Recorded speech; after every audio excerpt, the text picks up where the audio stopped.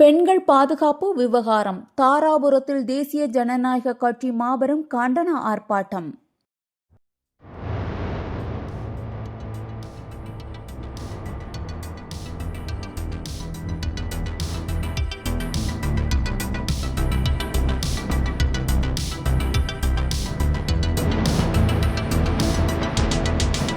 உயர்த்திக்கூட என்றால் கம்பெனிக்காரன் நஷ்டம் இல்லை, கவர்மெண்ட் நஷ்டம் கிடையாது. ஏன் நீ உயர்த்த மாட்டேங்கிற? நீ பொட்டி பொட்டிய பணத்தை வாங்கிட்ட உயர்த்த மாட்டேங்கிற. அந்த போராடி அவர் கொண்டு வேலூர் சிறையில் போடுற அவர் என்ன பெரிய ஒரு நாட்டினுடைய துரோகியா? இப்படி தேசிய ஜனநாயக கூட்டணியை சேர்ந்த எல்லாரும் இன்னைக்கு வந்து பெண்களுக்காகவும் குழந்தைகளுக்காகவும் அவங்க பாதுகாப்பை உறுதி செய்யறதுக்காக நம்ம வீதிகளில் நின்று போராடிட்டு இருக்கிறோம். பாரதிய ஜனதா கட்சி திருப்பூர் தெற்கு மாவட்ட தலைவர் திருமதி முனிவர் மோகனப்பிரியா சரவணன் தலைமையில் போராட்டம் நடைபெற்றது. மாநில பொதுச் செயலாளர் ஏ பி முருகானந்தம் சிறப்புரையாற்றினார். அதிமுக அவைத்தலைவர் டி கே ராஜ், மாவட்ட பொருளாளர் சின்னப்பன் என்கின்ற பழனிசாமி, தமிழ் மாநில காங்கிரஸ் மாவட்ட தலைவர் காளிதாஸ், அம்மா முன்னேற்றக் கழக மாவட்ட செயலாளர் முன்னாள் அமைச்சர் சண்முகவேல், பாஜக மாநில செயற்குழு உறுப்பினர் ருத்ரகுமார், மாவட்ட பொதுச் செயலாளர் சுகுமார், பாமக நகர செயலாளர் பிரவீன் உள்ளிட்டோர் கண்டன உரையாற்றினர். சுமார் 500க்கும் மேற்பட்டோர் கலந்து கொண்டு கண்டன கோஷங்கள் எழுப்பினர். செய்தியாளர் முனியப்பன்.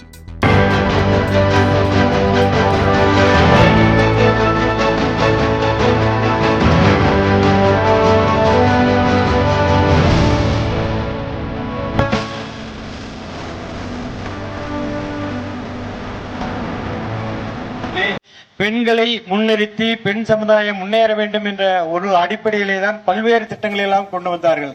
ஆனால் அந்த திட்டத்திலே புரட்சி தலைவர் கொண்டு வந்த திட்டங்களுக்கெல்லாம் மூடு விழா கொடுத்தார்கள்.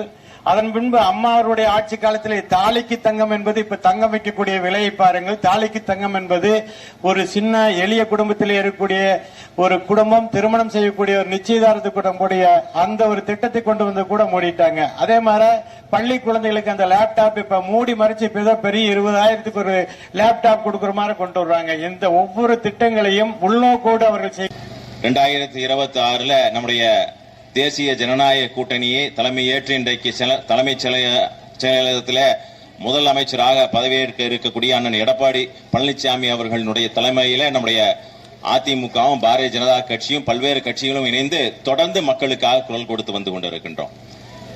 இன்றைக்கு ஆர்ப்பாட்டம் எதற்காக இந்த ஆர்ப்பாட்டம் செய்ய வேண்டும்? இன்றைக்கு மட்டும் கிடையாது, தொடர்ந்து எங்கெல்லாம் மக்கள் பிரச்சனைகள் இருக்கின்றதோ, மக்கள் எங்கெல்லாம் தொடர்ந்து இன்னல்களை சந்தித்துக் கொண்டிருக்கு, ஒரு சேர போட்டும் கூட உட்கார வைக்க முடியாத ஒரு அவல நிலையை பார்த்து கொண்டிருக்கின்றோம். திரும்பிய பக்கமெல்லாம் பிரச்சனைகள், திரும்பிய பக்கமெல்லாம் தமிழகத்திலே சட்டம் ஒழுங்கு பிரச்சனை.